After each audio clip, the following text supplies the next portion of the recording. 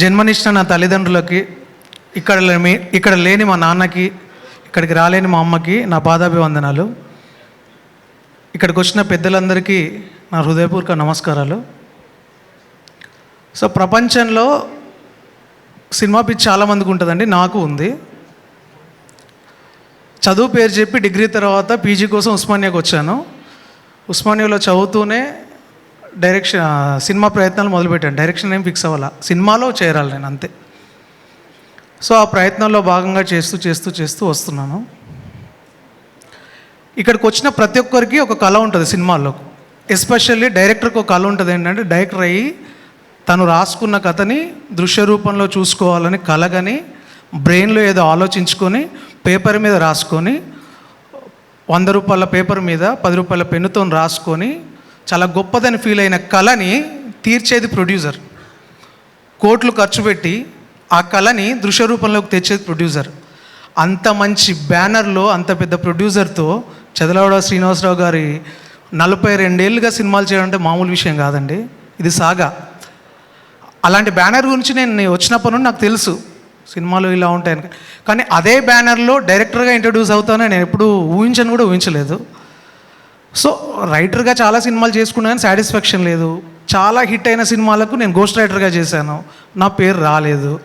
పోనీ నా పేరు వేసిన సినిమాలు నా వరకు బాగానే రాస్తామన్నారు కానీ సినిమా వర్కౌట్ అవ్వలేదు. సరే ఎక్కడో ఏదో ప్రాబ్లం ఉందా నాలో అని మళ్ళీ రీచెక్ చేసుకుంటే కష్టపడుతున్నాను, బాగానే యూనిక్గానే రాస్తున్నాను అనుకున్నాను. సరే ఈసారి ప్రయత్నం చేద్దామని చెప్పి, ప్రతి రైటర్కి డైరెక్టర్ అవ్వాలని ఉంటుంది. Because director is the captain of the ship. So ఆ ప్రయత్నంలో భాగంగానే ఒక కథ రాసుకున్న తర్వాత రణధీర్ అనే క్యారెక్టర్కి నేను కొన్ని క్వాలిటీస్ పెట్టుకున్నాను. రాముడికి ఎట్లాంటి క్యారెక్టర్, రాముడికి కొన్ని లక్షణాలు ఉంటాయి, కృష్ణుడికి కొన్ని లక్షణాలు ఉంటాయి, వాళ్ళు దేవుళ్ళు. సో ఇక్కడ నా హీరో రావణాసురుడు లాంటివాడు ఈ కథలో. అలా రావణాసురుడు చెడ్డోడు అని చెప్పలేము, ఒక్కొక్కరి పర్సెప్షన్ ఒక్కొక్కటిది. సో గ్రే క్యారెక్టర్ ఉంటుంది. అలాంటి కటౌట్ ఎక్కడా అని వెయిట్ చేస్తూ ఉన్న టైంలో నాకు లక్ష్ గారు అంతకుముందు సినిమాతో పరిచయం. ఖచ్చితంగా దీనికి ఆయనే సూట్ అవుతారని కొంచెం టెన్షన్తోనే వెళ్ళా. ఎందుకంటే గ్రే షేడ్ క్యారెక్టర్లు అంత ఈజీ క్యాచ్ చేయలేరు, వదిలే అనే ఫీల్ అవుతారు. బట్ ఇమీడియట్గా ఆయన క్యాచ్ చేయడంతో నాకు చాలా హ్యాపీ అనిపించింది. ఏంటంటే దాంట్లో ఉన్న వాల్యూని ఆయన గుర్తుపెట్టారు. సో ఆ యూనిక్ సబ్జెక్ట్ అండి. టు బీ ఫ్రాంక్లీ అందరు చెప్తారు, నిజంగా చెప్తున్నాను, నాకు ఒళ్ళు దగ్గర పెట్టుకొని భయంతో రాసిన కథే ఇది. ఎందుకంటే ఇది తేడా కొడితే ఫ్యూచర్ ఎక్కడికి వెళ్తుందో నాకు తెలుసు. అందుకే జాగ్రత్తగా చాలా ఆలోచించి చాలా చాలా చాలా చాలా చాలా కథలు అనుకొని సార్ట్అవుట్ చేసిన తర్వాత ఫైనల్గా నేను ఫీల్ అయింది సార్కి చెప్పాను. నా లక్ ఏంటంటే ప్యారలల్ థాట్స్ ఎక్కువ ఇద్దరికి. నేనేం ఫీల్ అవుతానో రాసుకొని సార్కి చెప్పగానే ఇమీడియట్గా ఆయన క్యాచ్ చేసి వెంటనే నాకు ఒక చిన్న ఇన్పుట్ ఇచ్చేసి దాని పర్సెప్షన్ మార్చేస్తారు. సో అక్కడ మా ఇద్దరి బాగా సింక్ అయింది. సో ఈ సినిమాకి ప్రొడ్యూసరే కాదు, హీరో కాదు, అంటే బ్రెయిన్లో లెఫ్ట్ బ్రెయిన్ రైట్ బ్రెయిన్ ఉంటారు కదా. టు బీ ఫ్రాంక్లీ నాకు ఫ్రంట్ బ్రెయిన్ లాగా కూడా ఉన్నారు ఈ సినిమాలో. ప్రతిదీ మేము డిస్కస్ చేసుకుంటాం. ఎందుకంటే ప్రోడక్ట్ను ముందుకు తీసుకెళ్ళడానికి, యూనిక్గా కొత్తగా ట్రై చేయడానికి అన్నీ నాకు చేశారు. అండ్ నెక్స్ట్ నేను మాట్లాడాల్సింది నా టీం. కొత్త డైరెక్టర్కి టీం సపోర్ట్ లేకపోతే కష్టం అండి. ఎందుకంటే ఒక యుద్ధం అనేది సైన్యం లేకపోతే కాదు. నా డిఓపి సినిమాలో కొంచెం విజువల్ చూశారు కదా, నేను చాలా టార్చర్ చేశాను తన్ని. షార్ట్ బై షార్ట్ టైంను రేస్ సినిమా ఇది, ఈ రేస్లో నెక్స్ట్ మినిట్ పరిగెత్తేవాడు. అట్ ద సేమ్ టైం నా music director Sai Karthik extraordinary background score చేశాడు. 1.5 మిలియన్స్ పైనగా వెళ్ళింది మన సాంగ్. సో ఎక్కడ మేము అన్నెసెసరీ ఈ సీన్స్ కానీ అన్నెసెసరీ డైలాగులు సాంగ్స్ ఏవి లేవు. ఒక మంచి కథను చేస్తున్నాం. మీకు ఇప్పుడు అంతా నెగిటివ్ షేడ్లో డబ్బు అని కనబడుతుంది కదా కథలో, బట్ లోపల ఇంటెన్స్ డ్రామా ఉంటుంది, బ్యూటిఫుల్ ఎమోషన్ ఉంటుంది. అది నేను రివీల్ చేయకూడదు కాబట్టి ఇప్పుడు చెప్పట్లేదు. సో డెఫినెట్గా ఈ సినిమా ఇప్పుడు వచ్చిన రేపు రిలీజ్ అవుతున్న 8 సినిమాలు బాగా హిట్ అవ్వాలని కోరుకుంటున్నాను. ఎందుకంటే సినిమా బాగుంటేనే అందరం బాగుంటాం. అలాంటి మాలాంటి వాళ్ళు ఇంకా బాగుంటారు, అందులో నేనుంటే ఇంకా బాగుంటుంది. సో సినిమా అనేది ఎప్పుడు బాగుంటేనే, సినిమా ప్రపంచం అనేది బాగుంటేనే. ఎందుకంటే ఆడియన్స్కి ఎంటర్టైన్మెంట్లు ఒకటే, సినిమా, క్రికెట్, పాలిటిక్స్. కానీ అందరికీ యునానిమస్గా ఇష్టమైంది సినిమానే. కాబట్టి ఆ సినిమా ఫీల్డ్కి వచ్చి ఎక్కడో పుట్టిన ప్రయాణం ఇక్కడ దాకా రావడం చాలా ఆనందంగా ఉంది.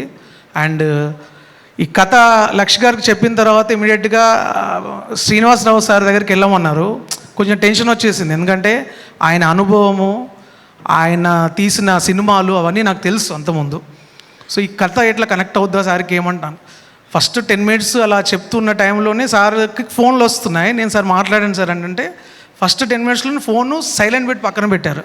అంత పెద్ద ఆయన ఫోన్ పక్కన పెడితే నేను షాక్ అయిపోయా. చెప్పమ్మా బాగుంది అని ఎంకరేజ్ చేస్తుంటే 20 minutes చెప్పా. ఫస్ట్ హాఫ్ చాలా బాగుంది, సేమ్ టైం రేపు ఇదే టైంకు రాని మళ్ళీ సెకండ్ హాఫ్ విన్నారు. నాకు ఎంత తృప్తి వేసిందంటే ఆ రోజే నేను సక్సెస్ అయిన ఫీలింగ్ అయిపోయింది. ఎందుకంటే ఆ కథ నేను ఏదైతే నమ్మి ఇది ఇలా ఉంటే బాగా నచ్చుద్దేమో అని ఒక ఆడియన్గా ఫీల్ అయ్యానో సార్ నాకు అలాంటి రెస్పాన్సే ఇచ్చారు. సో అక్కడ మొదలైన ప్రయాణం ఇక్కడ దాకా వచ్చింది. ఇంకొక 3 రోజుల్లో రిలీజ్ అవ్వబోతుంది. దాన్ని మీరు ఆదరిస్తారని కోరుకుంటూ స్టేజ్ మీదకి నన్ను ఆశీర్వదించడానికి వచ్చిన పెద్ద వాళ్ళందరినీ, వాళ్ళ పేర్లు కూడా నేను అనడం కరెక్ట్ కాదు, ఎందుకంటే నేను ఆ స్థాయి లేదు కాబట్టి పెద్దలందరూ నన్ను ఆశీర్వదించాలని కోరుకుంటూ, అలాగే మా గురుగారి గురించి చెప్తా. శ్రీనివాస్ గారి దగ్గర నేను 1 year చేశాను, ఆయన దగ్గర నేను చాలా నేర్చుకున్నాను కాబట్టి మెన్షన్ చేస్తున్నాను. మిగతా అంతా నాకు వాళ్ళకి నేను తెలియదు కానీ సార్ వాళ్ళందరూ నాకు తెలిసే.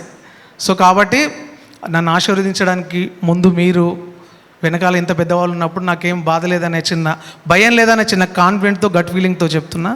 డెఫినెట్గా unique concept, please watch it in theatres only. ఎందుకంటే ఆ యాక్షన్ సీక్వెన్సెస్ కానీ డ్రామా కానీ ఆ ఫీల్ నైట్ ఎఫెక్ట్లే తీసాం.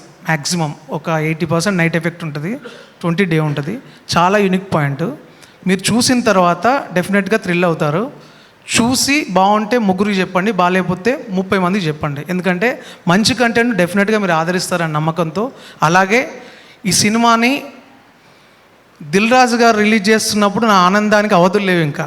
ఎందుకంటే ఒక ప్రోడక్ట్ను దాన్ని ఏమంటారు, ఆ బ్రాండ్ వాల్యూ ఉంటుంది కదా, అలా ఆయన మన సినిమా చేస్తున్నారని నాకు హీరో గారు చెప్తున్నప్పుడు అసలు నాకు ఐ మీన్ క్లౌడ్. ఎందుకంటే ఒక బ్రాండ్ వాల్యూ ఉంటుంది. రాజు గారు ఏదైనా చేస్తున్నారంటే 100% అది సక్సెస్ రేటు ఉంటుంది. సినిమా ఫీల్డ్లో 99% సక్సెస్ రేట్ ఉండదు, 1%కే కొట్టుకోవాలి అందరూ అంటారు. బట్ ప్రొడ్యూసర్గా ఆయన 99% సక్సెస్ అయ్యారు. సో అందుకు నేను చాలా హ్యాపీగా ఉన్నాను. డెఫినెట్గా ఈ సినిమా మీ అందరికీ ఒక మంచి ఎక్స్పీరియన్స్ ఇస్తుందని కోరుకుంటూ ప్లీజ్ వాచ్ అవర్ మూవీ ధీరా. అండ్ మా హీరో గారి గురించి అంటే ఇంకా నా ప్రొడ్యూసర్ మా హీరో గారు అన్నీ నన్ను వెనుకుండి నడిపించారు. ఆయనే నేను ఫస్ట్ సినిమా డైరెక్టర్ అయినా తడబడకుండా ఎప్పుడు ఏది కావాలన్నా టెక్నికల్గా నాకు సపోర్ట్ చేస్తూ అసలు నేను చాలా ఫ్రీ హ్యాండ్ ఇచ్చేసి చేయించారు నాతో. I'm very happy. Thank you very much sir. నన్ను డైరెక్టర్గా ఇంత పెద్ద బ్యానర్లో ఇంట్రడ్యూస్ చేసినందుకు సార్ శ్రీనివాసరావు గారు సార్, మీరు రుణం ఎప్పుడు తీర్చుకోలేను sir. Thank you so much. And అంతే, ఇంకా ఇంతకన్నా మాట్లాడితే కూడా కరెక్ట్ కాదు. Thank you so much. Please watch our movie in February 2nd in theatres only. Thank you.